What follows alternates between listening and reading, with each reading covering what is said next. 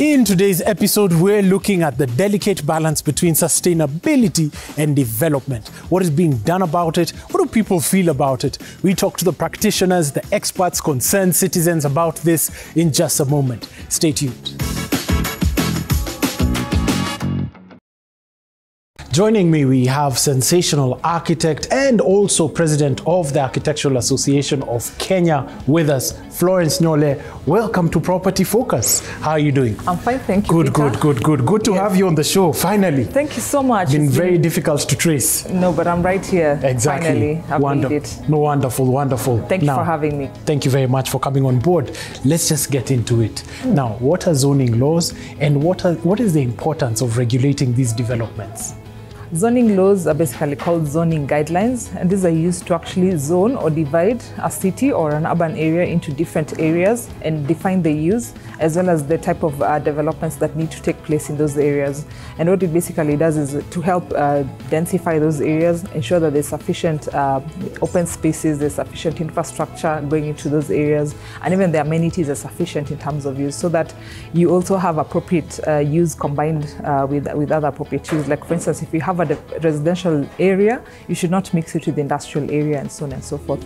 And so it's important to have these zoning regulations, one to make sure that there's law and order as it were, and also to ensure that we're also building in an orderly manner and to protect the value of the land that is in that area. How prevalent is this matter of uncontrolled development, and what are the potential consequences of having this, can I call it a menace? I think it's a menace, yes. Because as I was telling you earlier on, is that we've been discussing the issue of uncontrolled development for a very, very long time. So it's something that has been happening, I think, in the last 10 years. If you notice, the county governments are actually tasked with planning our neighborhoods and our cities, but so far we do not have plans in these areas. And so the prevalence is very high, because something that is uncontrolled and unplanned for continues to allow for a gray area, and therefore people are building in areas where they're not supposed to build. But then how do you control that when you do not have a plan or a roadmap on how our urban areas should be looking like? And so in these areas that we have uncontrolled development, it's important that we start looking at those areas, especially where they're densifying. We see there's a lot of pressure on the urban infrastructure that exists for roads, sewer, open spaces, amenities such as schools, hospitals, markets, and common areas. And so if you continue to have uncontrolled development, then you're not equating the needs of the urban dwellers with what is provided for in those areas in terms of land use and in terms of housing facilities, for instance. And so this particular conversation is something that we need to really deal with. It's become a menace, and that's because we essentially do not have plans that are guiding how it is we're developing these areas. That is one, but also we do not have what you call planning ordinances. So to some extent we have gray areas in this space, and if they're there, they're already obsolete because they're not catering for the current demand and supply issues of housing and property development that we have in the country. Brilliant. Now, as being the president of the Architectural Association of Kenya, what efforts are being made to just sort of, have these plans in place and just dealing with this situation right now? So the first thing we are doing is to urge our county governments, especially the county government of Nairobi, which is essentially our capital city, to lead the way, to have local physical development plans. They need to take it from the new plan, which is the Nairobi Integrated Urban Master Plan, and then cascade it down to local physical development plans, which are then also done at the neighborhood level. And what it does is that it allows for public participation, because we have seen exponential growth in terms of the population in the urban areas, and we need to cater for these numbers, and we also need to cater for the value of land that we're finding here in Nairobi. And so even as we're densifying, in order to ensure that developers have return on investment, it needs to be in a planned way. One of the things we've also noticed is that there's a very slowed down in terms of getting approvals. And that's a very important thing. As an association, we've been advocating to ensure that development control allows for planning to take place as much as possible in having construction permits dished out at the right time. We have experienced delays. You can imagine when you have a 10-month delay in getting your approval, you go ahead and build. And the law allows you to do that, because after 6 months, when you've not received a response, you should be able to build. But also something that's also important is that maybe we need to now bring this to into a central space. And we've been asking the national government to work together with the county government to have one central place where people can actually do this controlled development applications, and sort of a one-stop shop where counties and national parastatals such as NCA, WARMA, NEMA, and so on and so forth are under one platform, and people are able to do their applications there together. But also as an association, we brought this forward. We are creating awareness by having public awareness campaigns. We've done something called the Jeuna Mjengo to try and educate the masses on what they need to do when they're actually building, the types of laws they should be following, the professionals they should be onboarding, so that they have a very clear way in which they should be doing the work they're doing. And we have a Jeuna Mjengo campaign, we have a Mulika Mjengo campaign, and we also have an information portal to talk about controlled development and the laws that exist to enable this. Lovely. Now, in terms of architects, what can architects do to just sort of solve this situation?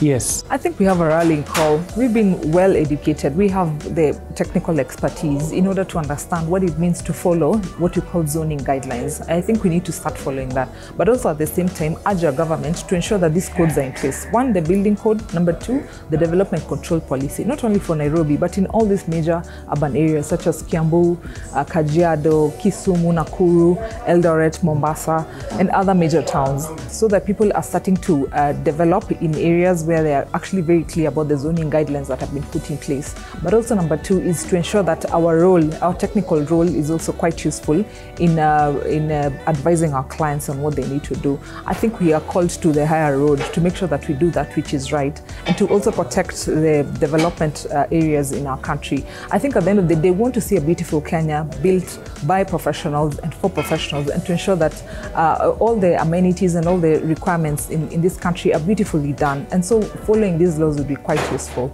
Wonderful. So sort of put people before the profit. So architects are called to just do a noble thing. Exactly. Okay, amazing, amazing. In terms of collaboration and just getting authorities in different spaces, what's your ask from these focus groups, authorities, and so on? All right, the first thing we do is that, of course, we work together with the law.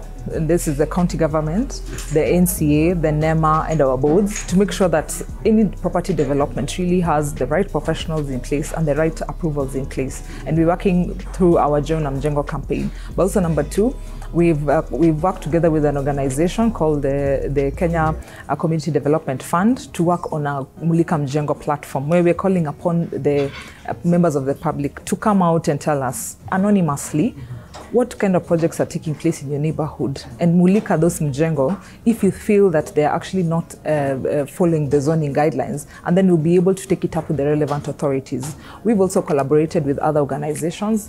This is very important, especially the residents associations. Like for instance, we've now signed an MOU with Kara, we've signed an MOU with the Kilimani Project Foundation, and what we want to do is to help these residents associations to come up with local physical development plans that can sort of form a basis or form some sort of a pilot in giving us an example of how it would look like if our neighborhoods were actually planned at the end of the day.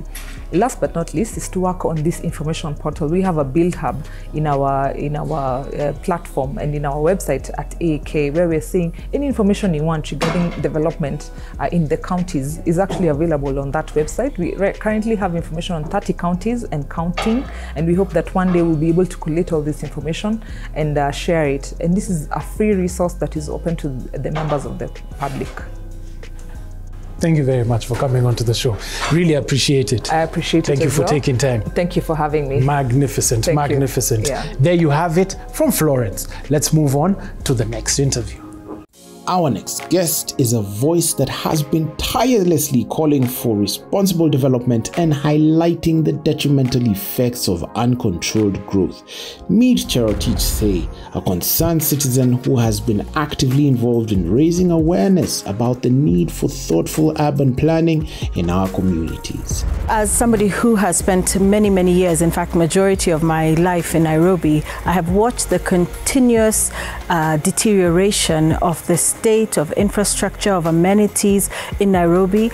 And this goes hand in hand with an uncontrolled, what I would call illegal and irregular construction, because these constructions don't exist within the framework of any plan for Nairobi. So I'm very concerned because you see a proliferation of apartments, of all manner of mixed-use developments that don't sit anywhere within the master plan for Nairobi, known as a new plan that was supposed to run from 2014 to 2030. Kenyans are on their own, and Nairobi residents more so.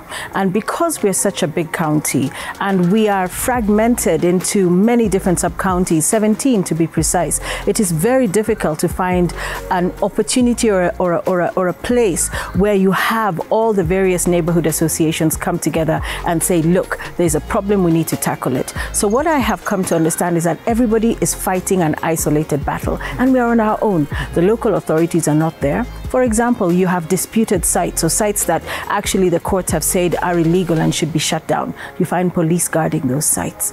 If you look at the Nairobi City County, with all the civil servants and our elected officials, they are not there. They're not helping us. They're not stepping up to say there is a problem with uncontrolled development in Nairobi. So what I've seen is, before we even come and demand our rights from the duty bearers, those whose salaries we pay, those who we elected, we need to come together as neighborhoods, as associations, share our challenges, expose the rot, expose the illegalities, expose the pain and the trauma, even death and illness that people have had to go through because of these uncontrolled developments. Oftentimes what happens is these developers are several steps ahead of the residents. They know that there is change of use that has to happen. There needs to be an environmental impact assessment. At the same time, they're running to the county to get their permits, and they're doing this environmental impact assessment, and they're supposed to have public participation. By the time the average resident is aware of the sequence of events, they're breaking ground, they're excavating, and they're pulling out and pushing out trucks and tons of soil. And then the next thing you know, and before that, of course, they have cut all the trees, and then they build beacon to beacon. So as residents of Nairobi, we're often shocked and confused because the developers themselves know exactly what they're doing, and they also know what keys to turn and what screws need to be oiled and what needs to be greased here and there. So they're ready to go, and we're not ready. And part of what I do as an active citizen is to, first of all, inform, educate, advocate. We need to tell Nairobians something is wrong. What you're seeing coming up next to you, around you, when you are sitting in traffic for hours, when there's dirty water, when there's no sewage disposal, when places are not safe anymore, there's a problem. It's not your problem alone. It is our collective problem. And so my role is to, once you've done the information, the education, you do the advocacy work, then you say, look, we have our final shield and defender, which is a judiciary. The halls of justice. If our legislators have failed us, if the executive has failed us, we can go to the halls of justice and seek reprieve. Obviously, because the wheels of justice turn slowly, you see stories going up. Where I am right now, the irregular development is at the 12th floor, and these people did not even do any kind of public participation. So it's about telling Kenyans, you're not mad, you're not crazy. There's a problem. We need to unite, understand the problem, dissect it, see where the construction companies have found loopholes and where they're exploiting them. And then we catch them there and we go to court. And we must demand all the time that our duty bearers do the work that we put them there to do. Because all of this stems from an absolute failure of leadership. Nairobi has a plan. And if there's anything that anyone should remember from what I've said now, there is a master plan for Nairobi. This master plan should cascade into local area development plans. These local area development plans should cover all 17 sub-counties, and it is those sub-county local area development plans that will determine how high, how wide, how many schools, hospitals, facilities, amenities, infrastructure, and do the necessary financial planning and budgeting so that you know incrementally this is what you can do to improve and transform your neighborhood. I am not anti-development. I am anti-unplanned, uncontrolled, irregular, and illegal development. Thank you. So it's crucial that planning needs to be done, and apparently we're following planning for many years back. So what can be done to just solve this menace that's just taking place? More on this after the commercial break.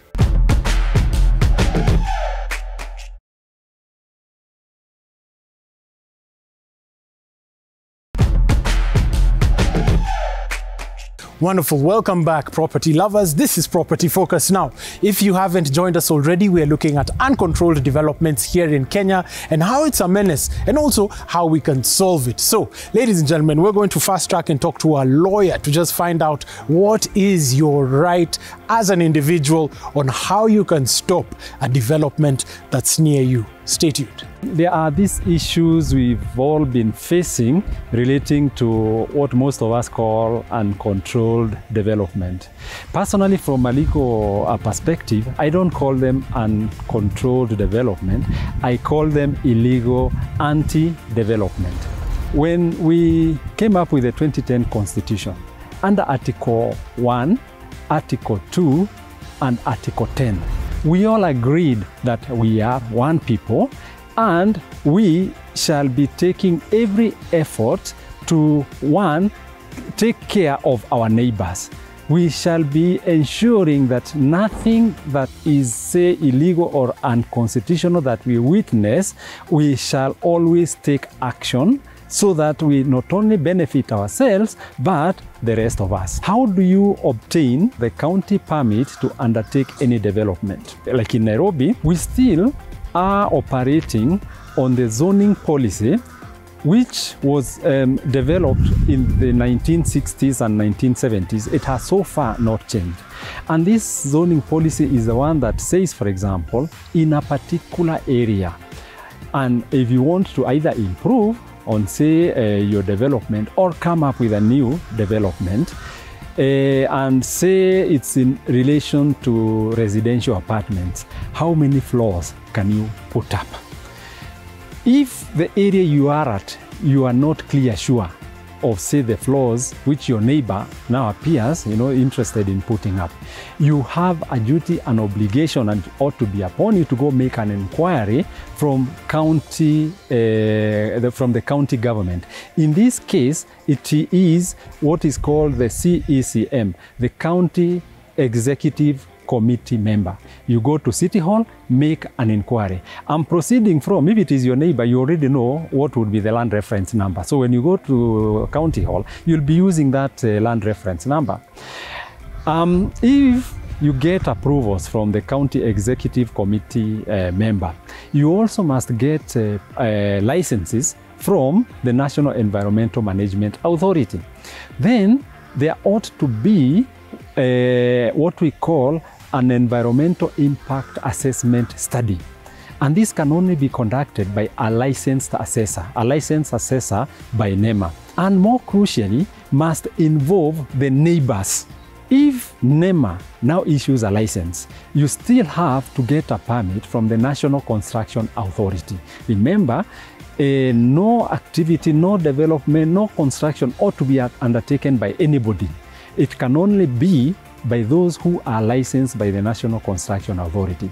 So you use approvals from the county government, you use the licenses from the National Environmental Management Authority, now you apply to NCA, National Construction Authority, giving the names of all the professionals who will be involved in the project, more so a licensed contractor, a registered contractor, because it is NCA which will now be following up on what their licensed contractor will be doing, will not be doing.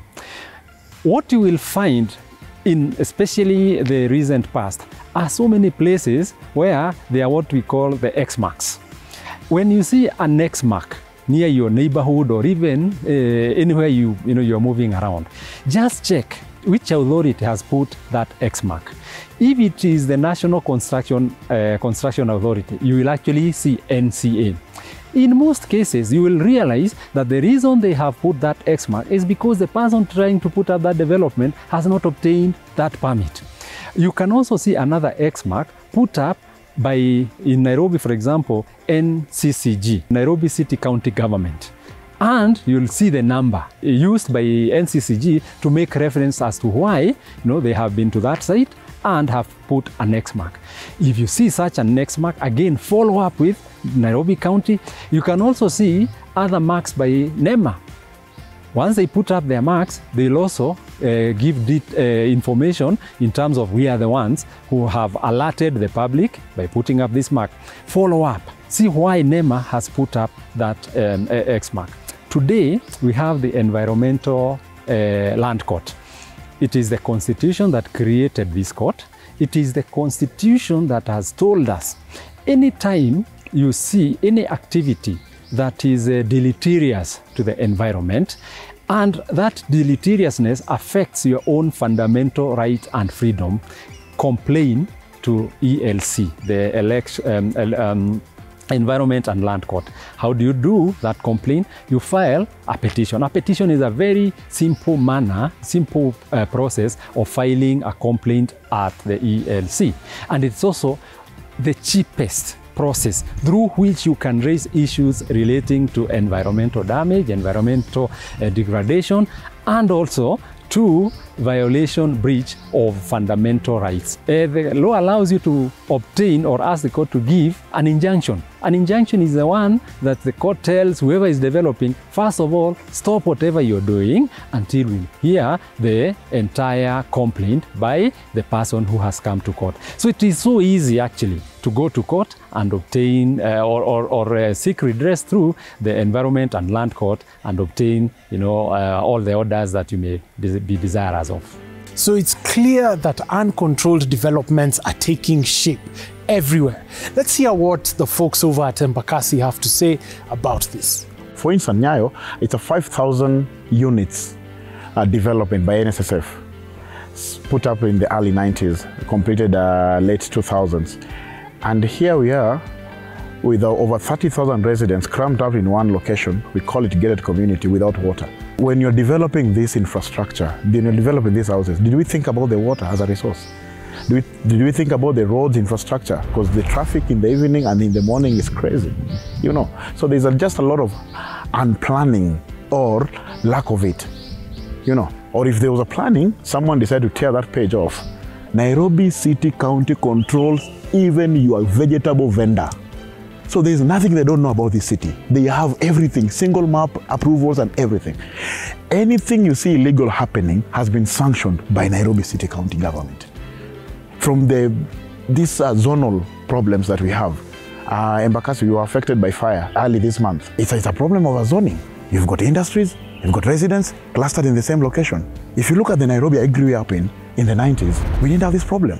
It was clearly demarcated. This is a shopping center, this is an industrial zone, and this is a residential place. And this is a sporting facility, where recreation. Where did we drop the ball? Let's go back and fix this. I'm going to talk about the fire that we had at the starting of this month at Bakasi Moladi, gas explosion. We are sorry for those who lost their lives. We have others in hospital. We are praying for them for good health and quick recovery. But even those who are at home, taking care and nursing their wounds, may God help them. People who are traumatized, children, and everyone. Why does a person come and do a business in an area that can raise a lot of dangers? Actually, in Muradi, it is a residential area, stroke industrial area. You're gonna come and see an industrial park at the center, their residents. So it is very bad for us, Muradi people, because we have suffered, we have lost, and I don't know up to when we'll come back to our normal life. We don't have a public school in our area. In a population of over 300,000 people, 58,000 voters, we just have one public school. Number two, in health facilities, I thank the county government under the chief Jeffrey Musiria, but now Tasia Kwadege is there just like a picture. We don't have medicine, we don't have nurses, we don't have doctors. As a Bakasi community, we are here fighting for government, fighting for you leaders to help us. Since when we will you suffer? at the health and education. I'll start by saying that architects have actually been part of the problem. How have we been part of the problem? Because we watched it happen and we did not step in to do anything about it. We became spectators in a sector that is of not just interest to us, but in a sector that we literally control. So architects have been part of the problem, and now it is time that we step in. And that is part of the reason that the Architects Alliance has come into play. The quality of living, the standards of living, we do not have sufficient infrastructure for the amount of developments that are coming up all over. They're literally mushrooming all over the place. It's a pandemic, to say the least. So it is time that architects woke up.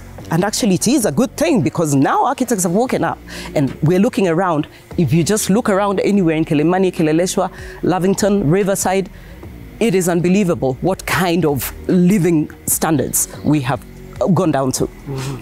Architects, we are the custodians of the built environment. I mean, we are not the complete, because there are other professions, the QSs, the engineers, but we are the vision bearers of the built environment.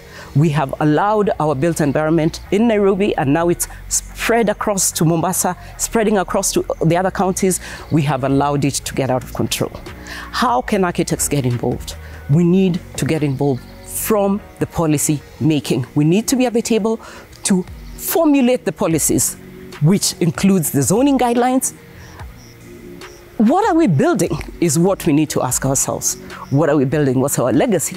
So from the policy making stage, then we can then get onto the design after that. What are the policies that are guiding our zoning, that are guiding our built environment? That is where architects should come from. We should start from. The unfortunate thing is that we have been spectators in this game, and it is now time that we architects got back into the game and started solving the problem from its root cause, which is in policy making. Well, ladies and gentlemen, unfortunately, all good things have to come to an end, and that was it on Uncontrolled Developments and what you need to know about Uncontrolled Developments. This has been Property Focus. My name is Peter Ngigi. Till next week, same place, same time. Goodbye.